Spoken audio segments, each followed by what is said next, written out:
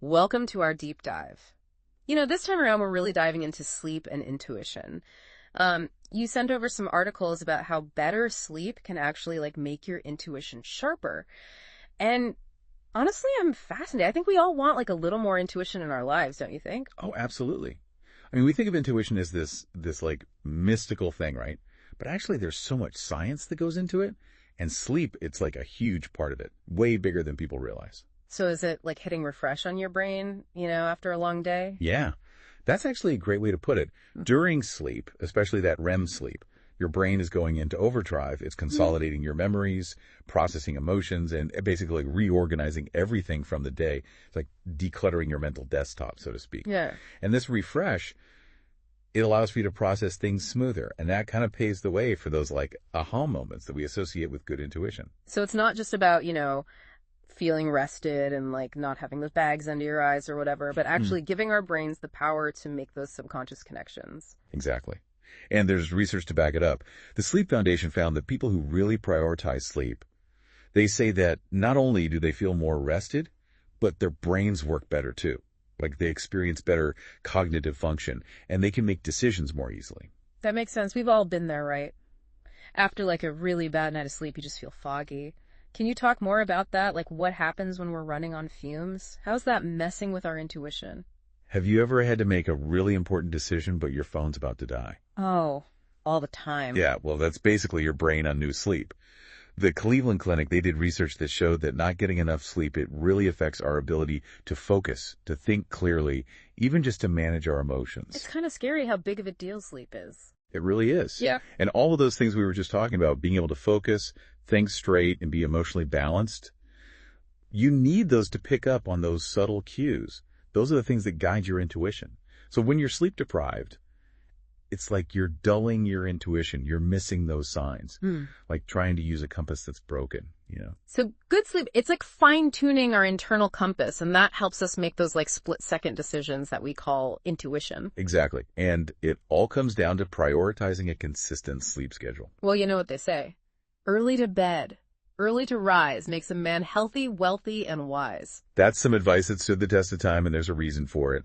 A consistent sleep schedule, even on the weekends, it's super important to regulate your circadian rhythm. It's basically your body's natural clock telling you when to wind down and when to wake up. So even if it means no sleeping in on Saturday morning, sticking to that routine is going to give us better sleep quality. And then ultimately that's what leads to better intuition. That's it. The Sleep Foundation talks about consistency a lot. It's like the most important thing for good sleep. And we know good sleep equals good intuition. Think of it as training your brain to fall asleep and wake up when it's supposed to. That way you fall asleep faster and you wake up feeling more refreshed. And ready to use that intuition, right? Yes. Now let's talk about something we all struggle with a little bit. I'm talking about that blue light from our phones and stuff. It can really mess with our sleep. Oh, tell me about it. I'm definitely guilty of scrolling through my phone in bed. What is that blue light actually doing to our brains? It's not good. That blue light from our phones, laptops, tablets, it's basically telling your body not to produce melatonin. Melatonin is that hormone that tells your body it's time for bed.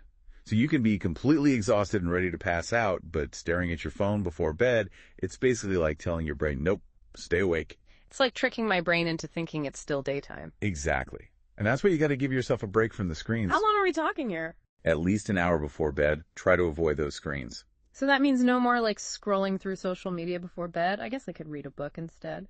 Or maybe try one of those adult coloring books. Those are good ideas. Yeah. Anything to minimize that blue light. It's all about what you're exposing yourself to before bed. Speaking of winding down before bed, all those relaxation techniques like the breathing and stuff, do those actually work? Or is that all just hype? Oh, they work.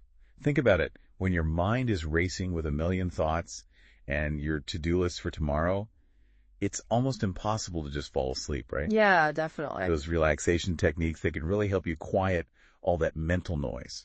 It's like when you've been driving for hours, you can't just park the car and expect to immediately fall asleep. You gotta slow down. Exactly. You got to give yourself some time to unwind. Sure. So what about those techniques you were asking about? Well, deep breathing is huge.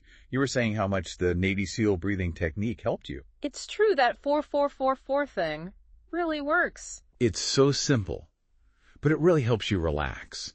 And there are other things too, like that thing where you tense and release your muscles. Oh, yeah. Progressive muscle relaxation. Yeah, that's it. That helps a lot of people. And of course, everybody's talking about meditation these days. Meditation for sleep. Yeah. There's tons of research now that says meditation can actually make your sleep so much better. And you were talking about writing down your worries before bed, right? Yeah, journaling. That could be really powerful too. Yeah. It doesn't have to be this long, drawn-out thing, just like gratitude journaling. Even just a few things can make a big difference. That's awesome. Ending the day with good vibes. What about like taking a bath or listening to music? Does that count? Those are great things to incorporate too. Whatever helped you de-stress. And don't forget what we said about blue light. That goes for reading too. Wait, so no reading in bed? Well, you can read, but nothing too intense or stimulating, like maybe not a thriller right before bed. Good point. What about caffeine and alcohol? Those are definitely some sleep saboteurs. People don't realize how much those things affect their sleep. Yeah. Caffeine's a stimulant, obviously. So even if you just have a cup of coffee in the afternoon, that could be messing with your sleep, especially if you're sensitive to it. Yeah, I can't even have caffeine after lunch or I'll be up all night.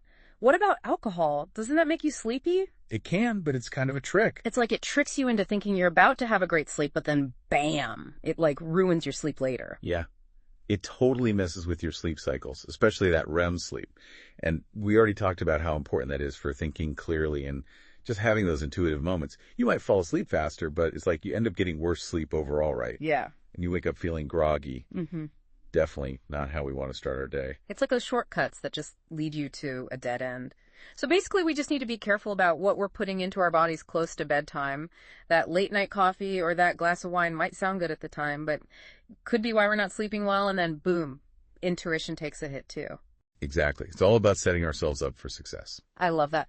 So in this deep dive, we've learned so much. We talked about how sleep is like hitting the reset button on our brains. It helps us put those memories away, deal with our emotions, and that helps us be our best selves. But then on the other hand, not getting enough sleep is like draining our brains, and that makes it so much harder to tap into that gut feeling that helps us make good decisions. Yeah, and we really got into those practical tips for getting better sleep, like that whole sticking to a schedule thing, even on the weekends. Yeah. And putting those phones away an hour before bed. Oh, and creating that perfect sleep space in our bedrooms. And incorporating those calming rituals into our evening. They're just random tips either. They're actually backed by science. I love that because honestly, I need all the help I can get when it comes to prioritizing sleep.